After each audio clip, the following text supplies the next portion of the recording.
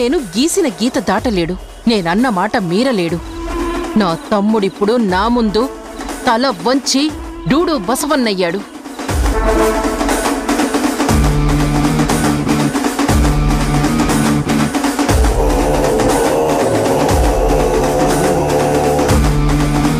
అవును, ఈ మొత్తం సీన్లో సీక్వెన్స్లో నువ్వేమైనా కొత్తగా ఎవరి గురించైనా తెలుసుకున్నావా?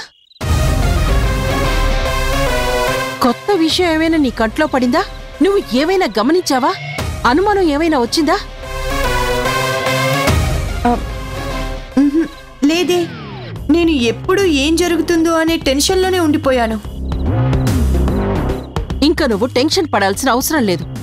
నీ కోరిక త్వరలోనే నేను నెరవేరుస్తాను. కానీ నేను స్కెచ్లు వేస్తూనే ఉన్నా, అవతల వాళ్ళని స్టడీ చేస్తూనే ఉన్నా, ఒక అద్భుతమైన విషయం ఈ రోజు నా కంటపడింది. ఏంటది? మధుకి జనని మీద కోపం ఉంది.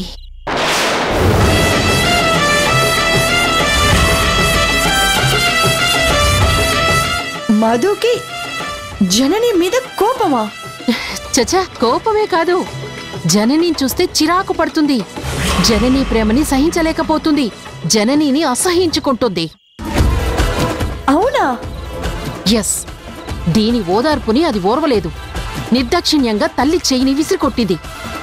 పడక పడక అది నా కంట్లోనే పడింది. చాలు, ఈ చిన్న ఆధారం చాలు దాన్ని చాంతాడులా పేనతా.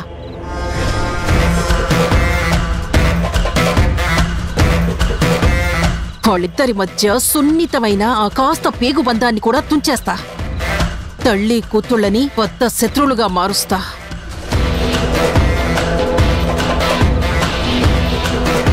అందుకే నా ప్లాన్కి శ్మశానంలోనే బీజం నాటా. అక్కడ మనుషులు అంతరించిపోవచ్చు, కానీ నేను వాళ్ళిద్దరి మధ్య ద్వేషానికి విత్తనం వేశా. ఇంక చూడు, అది రోజు రోజుకు ఇంతై ఇంతింతై వటవృక్షమై వాళ్ళ మధ్య అడ్డుగా నిలుస్తుంది.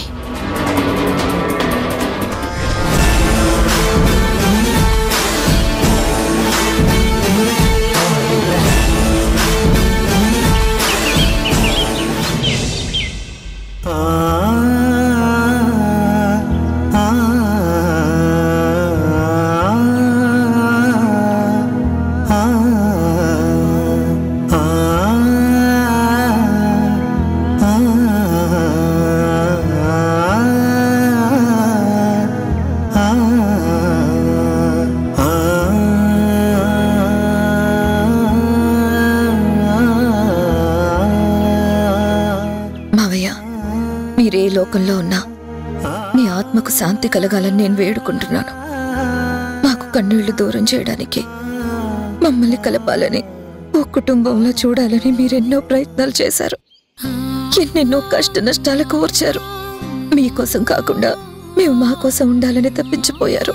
మావయ్య, మీ కోరిక నెరవేర్చడానికి నేను ప్రయత్నం చేశాను. కానీ ఫలించకుండానే మీరు సంతోషంగా ఆ సన్నివేశం చూడకముందే కన్ను మూసేశారు. నన్ను క్షమించండి మావయ్య. మీ ఆత్మశాంతి కోరుకోవడం తప్ప మీ కూతురుగా నేను ఇంకేం చేయగలను చెప్పండి. మీరు కళ్ళెదుట లేకపోయినా మీ కళ్ళకు మేము కనిపిస్తూనే ఉంటాం. మమ్మల్ని ఆశీర్వదించండి మావయ్య.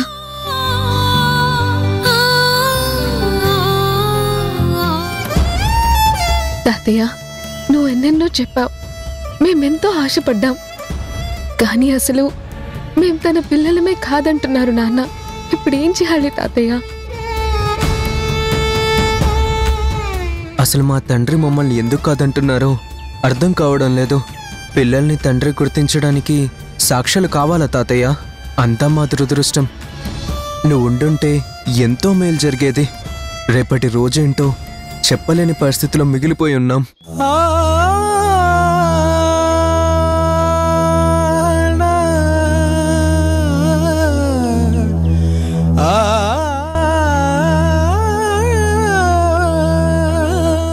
నిజాలేంటో పాపం వాళ్ళ తండ్రెవరో కనీసం చెప్పకుండా పేగు బంధానికి విలువివ్వకుండా ఏం మార్చింది. గొర్రె కసాయిని నమ్మటం నిజమని వీళ్ళందరినీ చూస్తుంటే నాకు అనిపిస్తుంది నాన్న. జననేని నమ్ముతున్నారు నాన్న.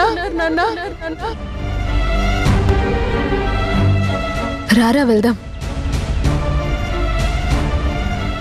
మధు,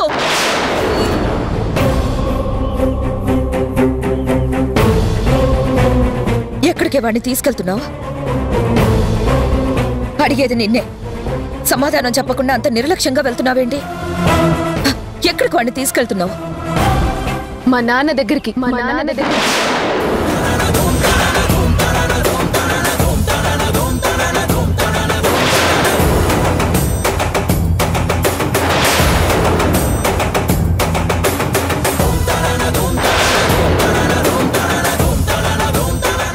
మీ నాన్న దగ్గరికి వెళ్ళాలా వెళ్ళొద్దా, ఎప్పుడు వెళ్ళాలనేది డిసైడ్ చేయాల్సింది నేను. ముందు నా ప్రశ్నలకు సమాధానం చెప్పండి. ఆ తర్వాతే మీరు వెళ్ళాలా వద్దో నేను తేలుస్తాను.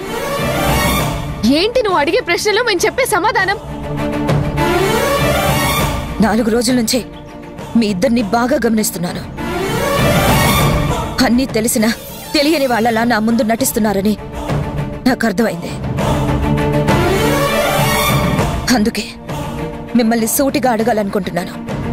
చెప్పండి, ఏంటో అడుగు. గుణ మీ నాన్నని మీకు ముందే తెలుసా?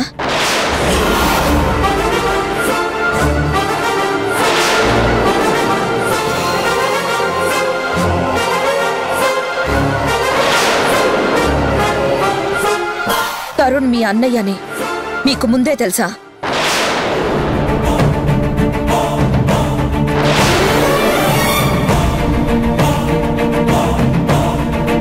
తాతగారి గురించి కూడా మీ అందరికి ముందే తెలుసా? మీరందరూ ఆయన్ని కలిశారా? ఆయనతో మాట్లాడారా? ఆయన మీకు మా గతం అంతా చెప్పారా? మీకు అన్ని విషయాలు పూర్తిగా అర్థమయ్యాయా? నేను ఆయన విడిపోవడానికి కారణం, ఆ మధ్య ఈ దూరానికి నేను మోస్తున్న ఈ భారాన్ని, ఎన్నాళ్ల ఈ అడబాటుకి కారణాలన్నీ మీకు స్పష్టంగా తెలుసా? వాడి చెయ్యి తీసుకుని లాక్కెళ్లే ధైర్యం నీకెక్కడి నుంచి వచ్చింది? తాతయ్య ఏం వివరించాడు? మీరేం అర్థం చేసుకున్నారు? ఇప్పుడు కొత్తగా ఎందుకు ఈ నిర్ణయం తీసుకున్నావు? వాడిని చెయ్యి పట్టుకుని లాక్కెళ్లే ధైర్యం నీకెక్కడి నుంచి వచ్చింది? నా దగ్గర నిజం దాచిన తరుణ్ మీతో మాత్రం ఎందుకు నిజం చెప్పాడు? నాకు కనబడని మావయ్య గారు మీకెలా కనబడ్డారు?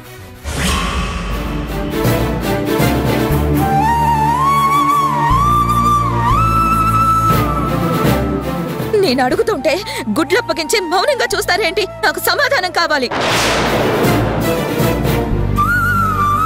నా వెనకాల ఎన్ని చేసి నన్నే వెర్రిదాన్ని చేస్తారా?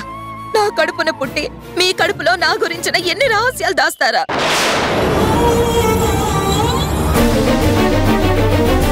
కన్న తల్లిని మార్చి మీరు పొందిన సంతోషం ఏంటి? పిచ్చిదాన్లా నేను కొడుకు కోసం, నా పిల్లల కోసం తప్పించిపోతూ ఉంటే అన్నీ తెలిసి, అమ్మా మాకు అన్నీ తెలుసు అని ఒక్క మాట చెప్పుంటే నా గుండెల్లో భారం సగం తగ్గుండేది కదా. వెన్నుపోట్లు భరించి సహించి నిలదొక్కుని నా జీవితాన్ని వెళ్లదీస్తున్నాను. ఎన్నెన్నో సహించాను, ఎవరో చేస్తే భరించాను. కానీ మీరు నా కన్న పిల్లలయ్యుండి నన్ను మోసం చేస్తారా? కనిపించిన అమ్మ చేదైందా? కనిపించిన నాన్న తీపైపోయాడా? మీకు అన్నయ్య అని నాన్న అని మీకు ముందే తెలుసా తెలీదా? చెప్పండి. తెలుసు. అయితే ఏంటి?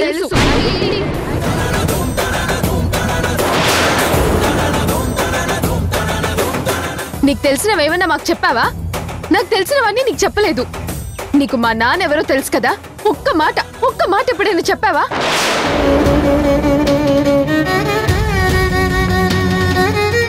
నాకు ఊహ తెలిసిన దగ్గర నుంచి 1,00,000 సార్లు నేను ప్రశ్నించాను. ఎప్పుడైనా కనీసం నోరు తెరిచి పేరైనా చెప్పావా?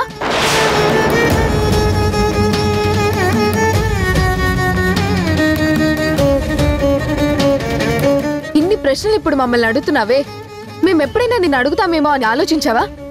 మాకేం తెలియకపోతే ఏం సమాధానం చెప్దామనుకున్నావు? నువ్వు పెంచావు కాదనం, నువ్వు మమ్మల్ని ప్రాణంగా భావించావు తప్పనం. మేం నిన్నే మార్చి నీ గుండెల్లో తూట్లు పొడిచి వెళ్ళిపోతామని అంటున్నావే, అది మాత్రం తప్పు. నానా నానా అని తప్పించిపోతున్నా మా మనసు ముక్కలు చేసిన దానివి నువ్వు. అక్క పదే పదే నాన్న అంటుందని దీన్ని తప్పు పట్టాను, కానీ ఓ సందర్భంలో నేను నాన్న కావాలనుకున్నా, వెళ్ళిపోదామనుకున్నాను, మనసు మార్చుకున్నా. నీ కోసం ఉండిపోయాను కదా, అప్పుడైనా చెప్పావా అమ్మా?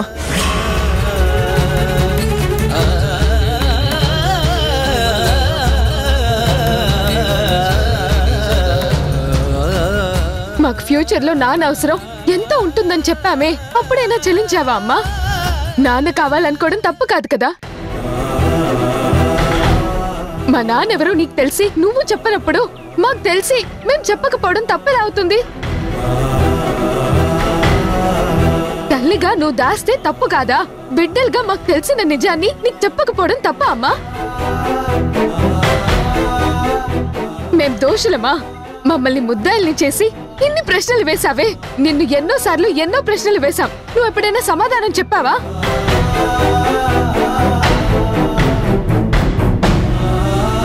మేమైనా ఇప్పుడు మాట్లాడుతున్నాం, నువ్వు అప్పుడు మౌనంగా చూసావు, కళ్ళతో బెదిరించావు, మమ్మల్ని కంట్రోల్లోనే ఉంచుకున్నావు. కానీ మా ఆశలకి కాస్తైనా ఒకప్పుడు కాకపోతే ఒకప్పుడైనా ఇంత జీవం పోసావా? ఊపిరూదావా?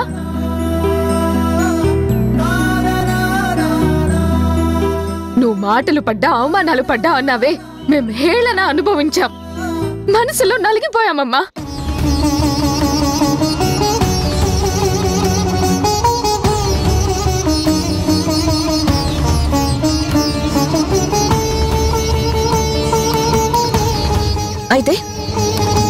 అయితే ఇప్పుడు నన్ను వదిలేసి వెళ్ళిపోతారా?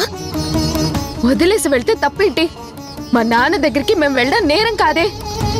అది నీకు ద్రోహం చేసినట్టు ఎలా అవుతుంది? ఇన్నాళ్ళు ఆయనకి దూరంగా ఉన్నాం, ఇప్పుడు నీకు దూరంగా ఉండబోతున్నాం, అంతే కదా తేడా?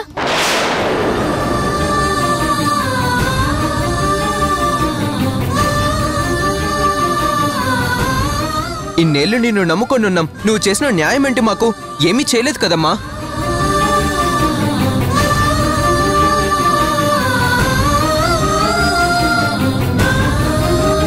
అమ్మా, తల్లి పిల్లలు కలిసి పెరిగితే ఆ ఆనందం వేరు.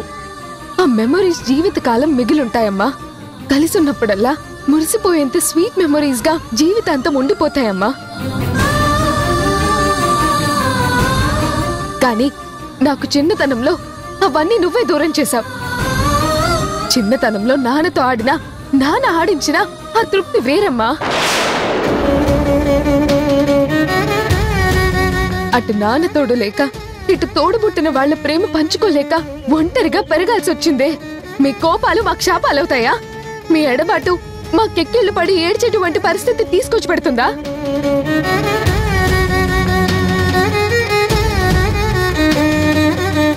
మీ పట్టింపులకి, ఈగోలకి, మీ మనస్పర్ధలకి మా జీవితాలు ఎందుకు బలివ్వాల్సి వచ్చింది? మేమెందుకు మా ఆనందాలు కోల్పోవాల్సి వచ్చింది? అవన్నీ మా సంతోషాలు నువ్వెలా దూరం చేస్తావమ్మా? మా నుంచి లాక్కునే హక్కు నీకెవరిచ్చారు?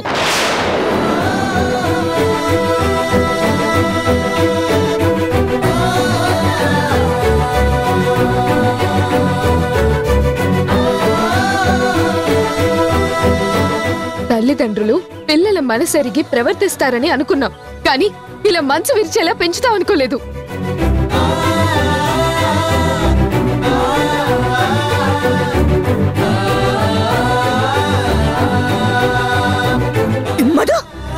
ఏంటి ఆ మాటలు? ముందు వెనక చూడవా? పెద్దలంటే గౌరవం లేదా?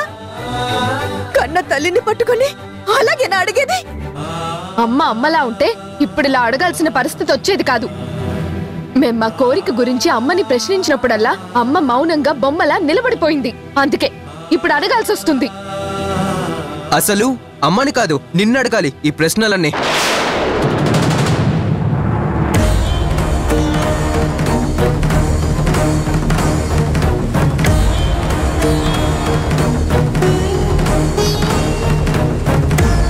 కరెక్టేరా, కరెక్ట్ గా చెప్పావు.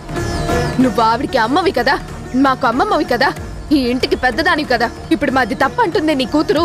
ఆ కూతురికి నువ్వు తప్పని చెప్పలేకపోయావా? విడిపోయేటప్పుడు తప్పు, గడప దాటొద్దు అని కరాఖండిగా చెప్పి కాళ్ళ మీద కొట్టలేకపోయావా అమ్మమ్మ? అమ్మని ఆపలేకపోయావా?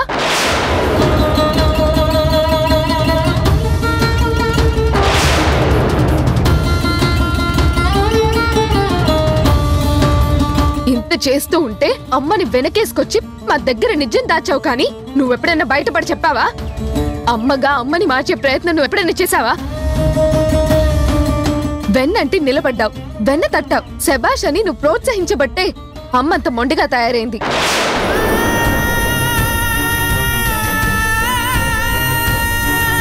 ఇప్పుడు అమ్మ మీకు తెలుసా అని ప్రశ్నిస్తుందే, మరి నీకు కూడా తెలుసు కదా అమ్మమ్మ. నువ్వు మాతో పాటు అన్ని షేర్ చేసుకున్నావు కదా, నువ్వెందుకు అమ్మకు చెప్పలేదు?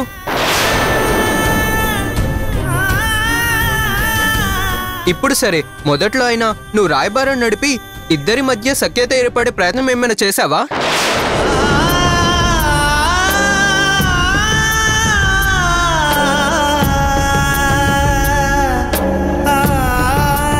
కూతురు చెప్పింది నమ్మావు, కూతురుతో పాటే ఉన్నావు. అమ్మ కంట్రోల్ చేసింది, నువ్వు కామ్ అయిపోయావు. నువ్వే కనుక అమ్మతో ఇది తప్పమ్మా అని చెప్పుంటే ఇప్పుడు అమ్మ మమ్మల్ని అడిగే పరిస్థితి వచ్చేది కాదు. మేమిలా బాధపడే వాళ్ళం కాదు. తప్పులు పెద్దవాళ్ళైనా మీరు చేస్తే శిక్ష మేము అనుభవించాలా? కొత్త చట్టాలు మీరు రాసి మమ్మల్ని చట్టాలు బిగించాలని చూడకండి.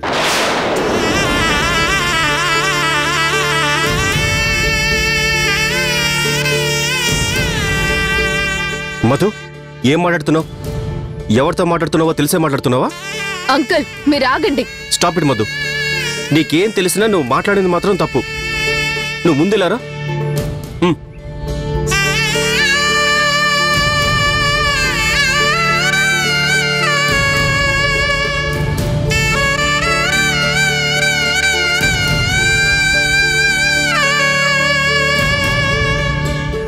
ఎందుకంత ఆవేశం? మనల్ని మనం కంట్రోల్ చేసుకోవాలి. అవతల వాళ్ళు ఎవరైనది చూడకుండా అలా లిమిట్స్ క్రాస్ అవ్వకూడదు. అమ్మతో బిహేవ్ చేసే పద్ధతి అది కాదు కదా. మీరే ప్రాణంగా బ్రతుకుతుందని తెలుసు కదా, అంతలా హర్ట్ చేస్తే తట్టుకోగలదా? వద్దు మధు. తను జీవితంలో మానసికంగా నలిగిపోయింది, చాలా కోల్పోయింది. తన మౌనం వెనక మనకు తెలియని ఎంతో విషాదం దాగుంది.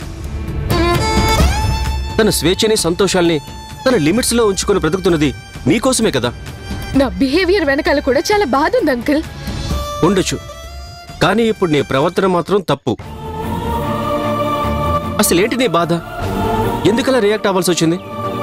నిన్ను సపోర్ట్ చేసేవాడినే కదా, నాతో చెప్పొచ్చు కదా. చాలాసార్లు నువ్వు అమ్మని నిలదీశావు, అయినా నిన్ను కల్పించుకోలేదు. నా మీద కూడా తిరగబడ్డావు, అయినా నేను నిన్ను కోపగించుకోలేదు. చెప్పు మధు, ఎందుకు ఇలా బిహేవ్ చేస్తున్నావు? తప్పని చెప్పడానికి కూడా ధైర్యం చేయకుండా జననికి మీ మీదున్న ప్రేమ అడ్డుపడుతుంది. తన మనసు నొచ్చుకునేలా చేయడం నాకు నచ్చడం లేదు మధు. చెప్పు, నీ బాధంటూ నాకు చెప్పు మధు.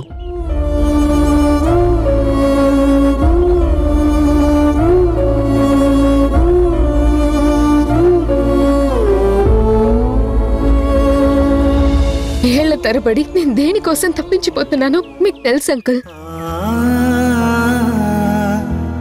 నాన్న అనే పదం, నాన్న అనే పిలుపు, నాన్న అనే తలపు నాకెంత ఇష్టమో, ఆయన కోసం ఎంతలా మొహం బాచి ఎదురు చూస్తున్నానో మీకు తెలుసు. నా బాధ అర్థం చేసుకునే వారిలా చెప్పండి, నా మనసు అర్థం చేసుకునే ప్రయత్నం చేయండి. తప్పు పట్టడం కాదు, తండ్రిని తలుచుకోవడం తప్ప. ఒక ఫ్రెండ్ గా తన బాధని అర్థం చేసుకున్నారు, కానీ ఒక పేరెంట్ గా నా బాధని అర్థం చేసుకోండి. నాన్న కోసం నేను పడుతున్న ఆరాటాన్ని అర్థం చేసుకోండి.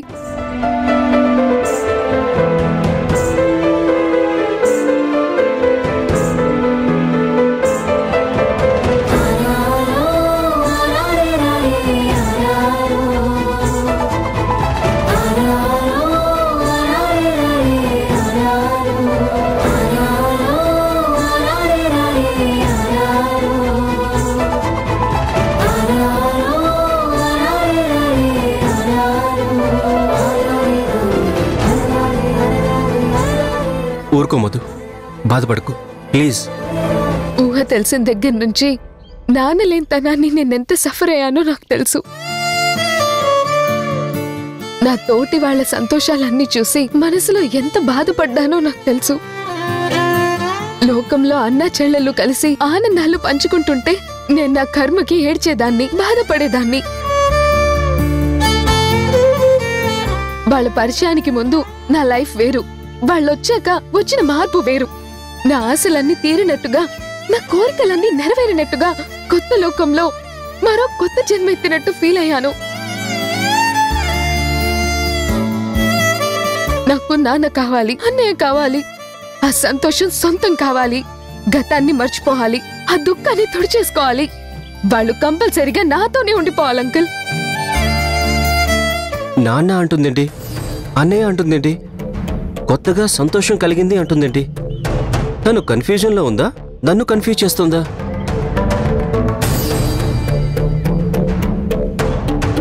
ఏంటి మధు, ఏంటమ్మా నువ్వనేది? పాస్ట్ అనే పదాన్ని మర్చిపోయి ఫ్యూచర్ హ్యాపీగా గడపాలని అనుకుంటున్నాను. వాళ్ళ అనుబంధం, వాళ్లతో గడిపిన అనుభవం మర్చిపోలేను. ఎప్పటికీ నాతోనే ఉండిపోవాలని బలంగా నమ్ముతున్నాను. ఏంటిది, జనని వీళ్ళని వాళ్ళ నాన్నకి పరిచయం చేసి ఉంటుందా? అయినా కూడా పార్టీ జరిగింది మొన్ననే కదా, అప్పుడే అంత అనుభవం అనుభూతి అంటుందేంటి?